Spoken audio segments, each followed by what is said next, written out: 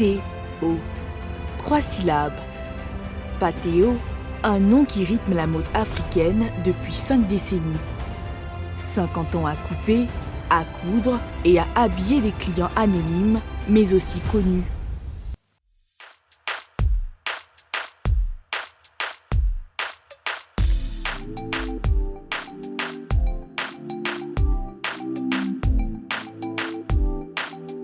Pathé Ouédraogo, Patéo, pour son nom de scène, une longue histoire qui prend sa source ici à Treichville, au cœur de la ville d'Abidjan en Côte d'Ivoire, en 1970, lorsqu'il arrive de son Burkina natal. On est à l'avenue 6, et là c'est la rue 17. Ici c'est la rue 16, rue 15 Barré. Et l'autre côté c'est la rue tout qui est là. Hein? Bonjour, ça va bien? Tout va bien? Ça va. Dans cette rue qu'il continue de fréquenter, il embrasse le métier de couturier auprès de son maître Gaoussouba Kayoko. C'est là l'atelier, c'est là qu'on a commencé. C'est ici. Et quand, je m'excuse, voilà. Et c'est devenu un endroit où on vend le café, comme ça. Voilà, hein. Maintenant, vous connaissez des clients, c'est des élèves qui sont là. Voilà, ici, on montait, c'est-à-dire, on montait ici, c'est là. On montait là.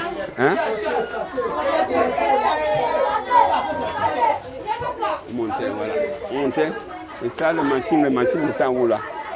C'était là les machines. Voilà. On a commencé vraiment ici. Et ça paraît petit, mais à l'époque, c'était suffisant. On était même content d'être là.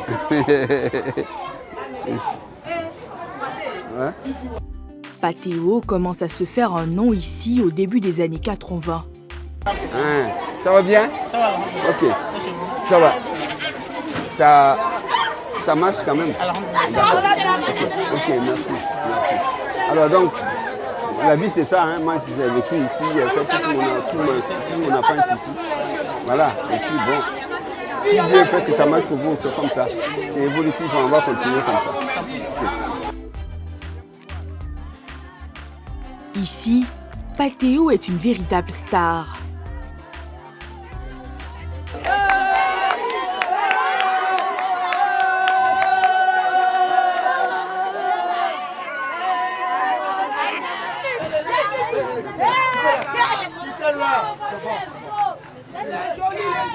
Bon, merci les enfants. Merci.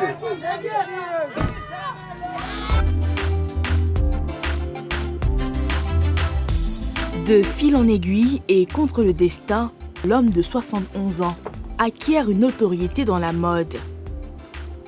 Non, en réalité, pour moi, c'était par nécessité que je suis venu à la couture. Parce que je n'ai pas une famille, ma famille elle est paysanne, villageoise. Et moi, je venais en ville et je n'ai pas de parents, je n'ai pas de famille, il fallait faire quelque chose pour survivre. Et ça m'a appelé ce qu'on appelle apprenti tailleur.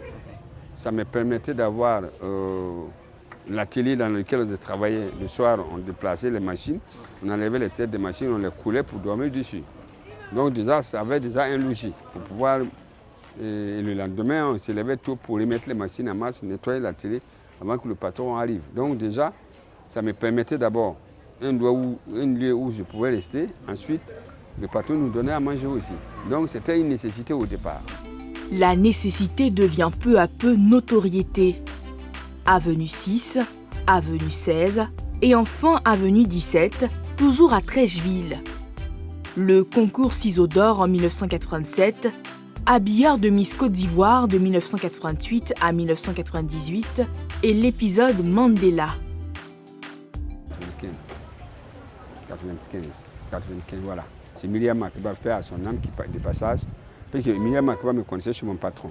Et c'est le passage, comme le patron est parti, il n'y avait plus la télé, elle s'est lancée, on l'a amenée. Et elle a vu les chemises que je faisais, elle a dit, mais ça, là, si jamais ces chemises-là au président, il va aimer. Et c'est comme ça, elle a pris des chemises pour aller faire des cadeaux au président Mandela. Et moi-même, modestement, j'ai donné 2 chemises pour aller lui donner. Mais ça, vous ne pouvez pas imaginer, c'est pas possible que le président Mandela porte une chemise de chez nous, c'est pas possible. J'imaginais même pas, je le voyais comme un blanc. Un coup de publicité de Nelson Mandela qui vaudra à Patteo le surnom d'habilleur de président. Et en poussant la porte de sa boutique de l'avenue 17, les murs sont pleins de souvenirs présidentiels. Vous allez bien? Oui, ça va. Ok. Moi, j'ai la chance alors. Ouais, on est là. Bonjour.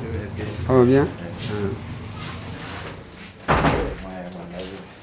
Ah, la photo. Au bout d'abord deux. Je sais que le président Alassane m'a dit au moins plus de 3 fois, quand est-ce que tu vas me faire des chemises Mandela? J'ai répondu, non, je vais vous faire des chemises personnalisées, monsieur le président. Mandela, lui, m'a dit que l'Afrique de demain appartiendrait aux créateurs de richesses. Je lui ai demandé, mais créateur de richesses, c'est quoi? Il dit non. Par exemple, tu donnes un morceau de bois à un menuisier. Tu lui donnes le temps et tu transformes ce morceau de bois-là en quelque chose de vendable ou qui peut servir. Et puis il portait une chemise Patteo, il dit voilà, par exemple, ce que je porte là, si je te donne un morceau de paille, tu transformes ce morceau de paille là comme ça, quelque chose de vendable, c'est une richesse.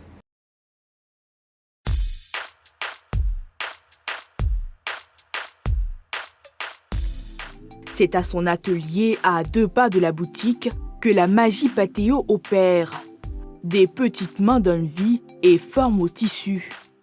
Et quand on arrive ici, voilà, il y a d'abord ceux qui coupent, ensuite, après ceux qui coupent, il y a ceux qui cousent.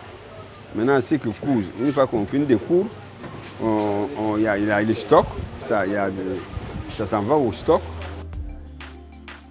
Après la salle de la découpe, la salle de production où le bruit des machines est le fond sonore.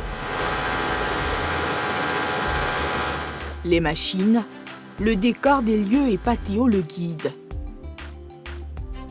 La marque Patteo, c'est 20 boutiques en Côte d'Ivoire et ailleurs. Une centaine de collaborateurs dans Djenaba, 20 ans de présence dans la maison.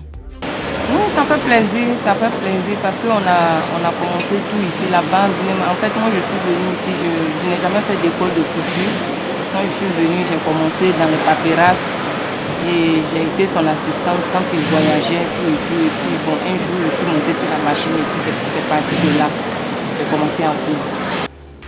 Léon Ouedraogo est lui aussi un collaborateur de longue date. J'ai commencé avec M. Patteo à 81. Bon, en tout cas, c'est un patron exemplaire.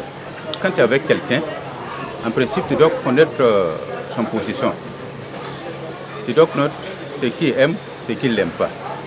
Bon, si tu connais tout ça, vous pouvez dire ensemble. En 2021, Patteo fête 50 ans de carrière.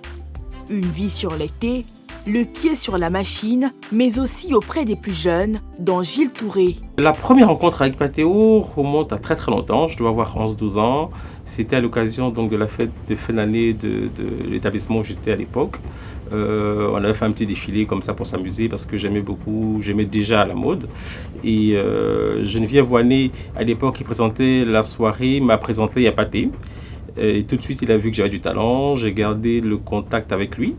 Et quand j'étais en terminale, je pense que je devais avoir 17 ans, je suis allé le voir avec mes premiers croquis, parce qu'entre-temps, on échangeait juste par téléphone. Je lui ai présenté mes croquis, il a trouvé ça tellement beau qu'il m'a proposé de faire une parution magazine. À l'époque, il y avait Femmes d'Afrique, ça n'existe plus, qui était un très grand magazine de mode.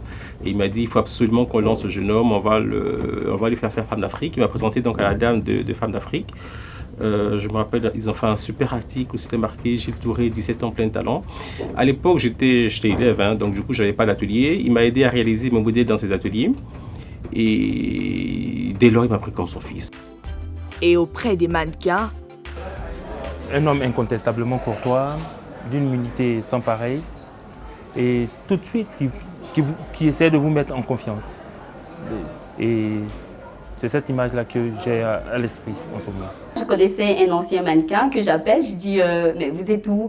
Il me dit oui, ils sont en répétition par rapport à Patteo. Je lui dis mais donne-moi l'adresse et tout. Je demande à ma tante qui me dépose. Elle me dépose et puis je vais voir Patteo. Et il me voit, il me fait sa fat parce qu'il est étonné de me voir à Ouaga là. J'ai dit oui, bonjour papa, je suis à Ouaga et je suis venue défiler pour toi. Il me regarde et puis il commence à rire. Il dit, tu viens défiler pour moi? Je dis, oui, j'ai quitté Abidjan spécialement, je viens défiler pour toi. Et ça m'a fait rigoler. Il m'a dit, bon d'accord, il n'y a pas de problème, viens, tu vas défiler. Et il m'a essayé des tenues et puis il m'a dit, ok, vas-y, avec tes amis, il faut faire les répétitions. Et c'est comme ça que j'intègre le défilé et je défile. Et ça s'est très bien passé. Mes prestations ont été beaucoup applaudies et appréciées par les gens parce que, en général, quand je défile, je ne suis pas stricte en fait. Je joue avec le public et ça a été beaucoup apprécié. Patéo a beaucoup aimé ça. Et depuis ce jour-là jusqu'à aujourd'hui, moi et Patéo, on s'est plus quittés.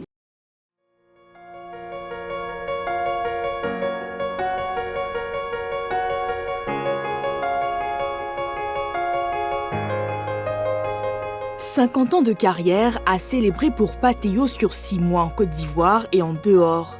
Avec pour point de départ une conférence de presse en ce mardi 18 mai 2021.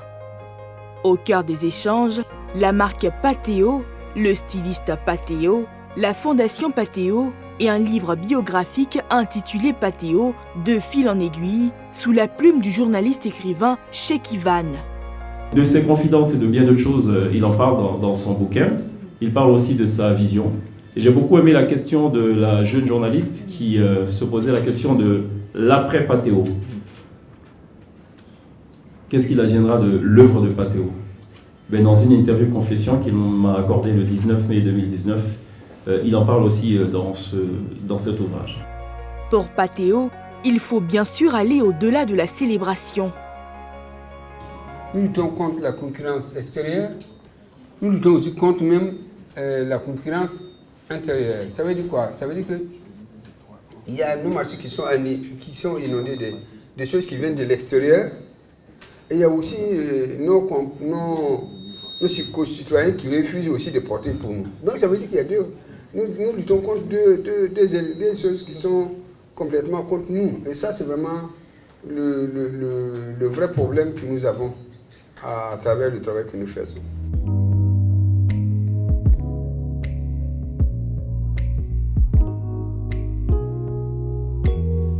Pour célébrer ses 50 ans derrière la machine à coudre, Patéo a tenu à marquer le coup par une soirée haute en couleurs, comme ses étoffes, à son nouveau siège de Cocody Riviera.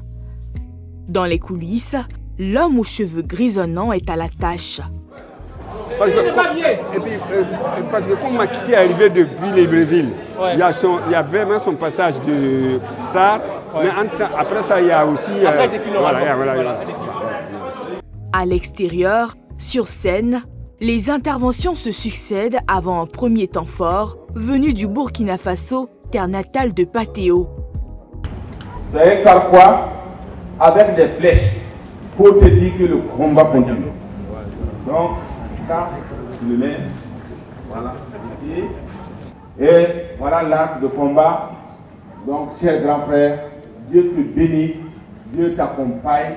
Moi, j'ai dit ce que les vieux m'ont dit de te dire et je te pose ici.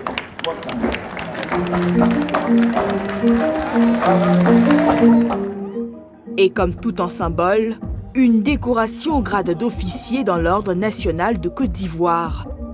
Monsieur Ouedraogo, directeur général de la maison Patéo, au nom du président de la République et en vertu des pouvoirs qui nous sont conférés, nous vous faisons officier de l'Ordre national de Côte d'Ivoire. Membres du gouvernement vont rejoindre donc leurs consoeurs. Admirez la médaille. Cette soirée est la parfaite occasion d'ouvrir officiellement la maison Patéo.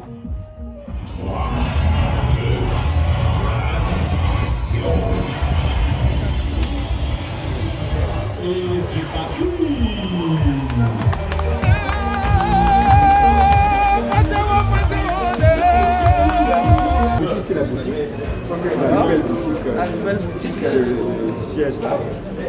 Ici c'est côté femme, l'autre côté c'est côté homme. Okay. Bon, vous avez différentes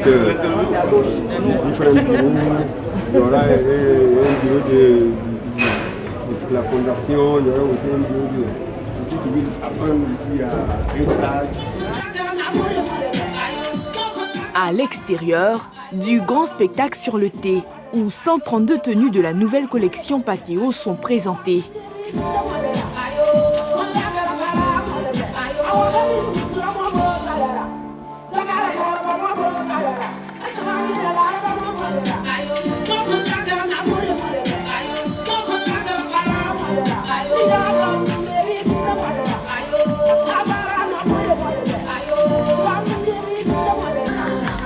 Pour l'événement, Patéo a remis au goût du jour ses premières égéries. Isabelle Moreno, Isabelle Hano, Marie-Catherine Kouassi et bien d'autres. Au rendez-vous du charme, de l'élégance.